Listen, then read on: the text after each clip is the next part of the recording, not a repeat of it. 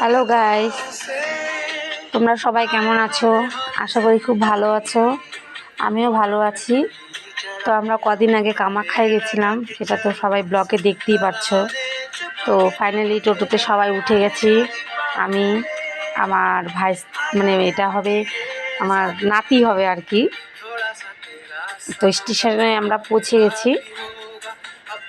তো এক এক করে সবাই, আমরা 15 জনের গ্রুপ গেছিলাম। এক এক করে সবাই লিফট থেকে নেমে এলো। আরও কয়েকজন যারা আর কি চড়তে ভয় পায় তারা পাশের সিঁড়িতে চলে আসছে।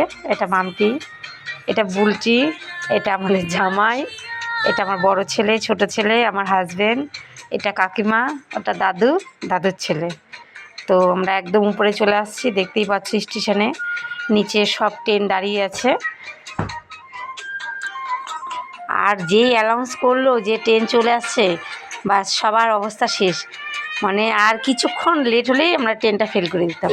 ওই জন্য দৌড়ে দৌড়ে চলে গেছি। দেখো অবস্থা, পুরো ঘেমে শেষ একদম, সবাই অস্থির একদম হয়ে গেছে আমরা। তারপরে তো এমন করে চলে গেলাম এদিক ওদিক। তখন আমাদের নাতি টুকু টুকু করে হাসছে।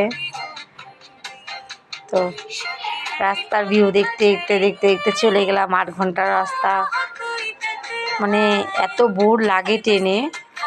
দিনে তাও একটু অ্যাডজাস্ট করা যায়, খাবার আসে, একটু গান আসে, সূর্য দেখা যাচ্ছে, মানে সূর্যের ভিউটা এত সুন্দর লাগলো, ফটো তুলে থাকতে পারলাম না।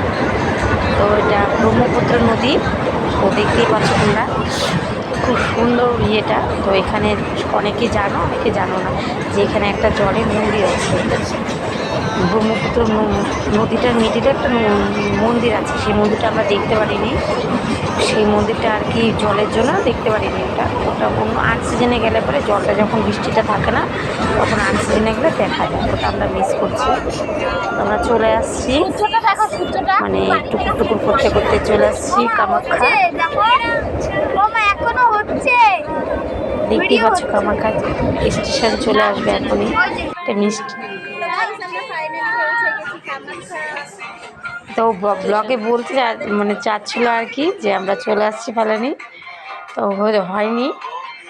তো হলো এটা কামাখ্যার মন্দিরের ফার্স্ট গেট, এটা পরে পেছনে মন্দির সামনে পেছনে অনেক কটা রাস্তার গেট আছে। যে দিক দিয়ে সুবিধা পায় সে সেদিক দিয়ে যায়। পাহাড়ের উপরে অনেক 3-4 রকমের রাস্তা আছে। তো আমরা গাড়িতে করে আসছি দেখি এই রাস্তাটা নিয়েছিলাম। আর যারা হেঁটে হেঁটে আসে তারা পিছনের দিকটা দিয়ে আসে। এদিক দিয়েও হাঁটা পড়ে, প্রায় 1.5-2 ঘন্টার রাস্তা হাঁটতে হয়। তো পুরো রাস্তাটা ভিউ দেখতে দেখতে চলে গেলাম। দেখো গরমে একদম হাঁটতে হাঁটতে শেষ, গরম একদম। তারপরে কি এদিক ওদিক করতে করতে, কষ্ট করতে করতে মায়ের কাছে যাচ্ছি। একটু কষ্ট না করলে হয়? তো সবাই যেও, এটাই বলবো। জায়গাটা খুব সুন্দর, মানে যে ব্লগ করো তার জন্য খুব ভালো জায়গা। অনেক রকমের ব্লগ করতে পারবে সবাই।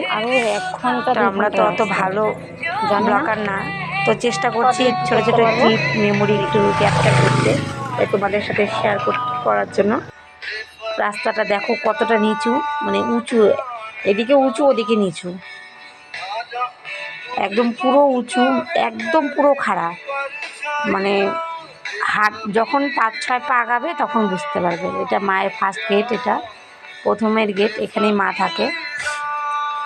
চলে আসছি মন্দিরের, এটা মন্দিরের পুরোটাই এরকম। মন্দিরটা উপরে ওই জিনিসটা দেখতে পাচ্ছ, মার চূড়াটা, সাইডে মন্দির। এত ভিড় ওদিন আর কি, সব কিছু ঘোরা যায়নি।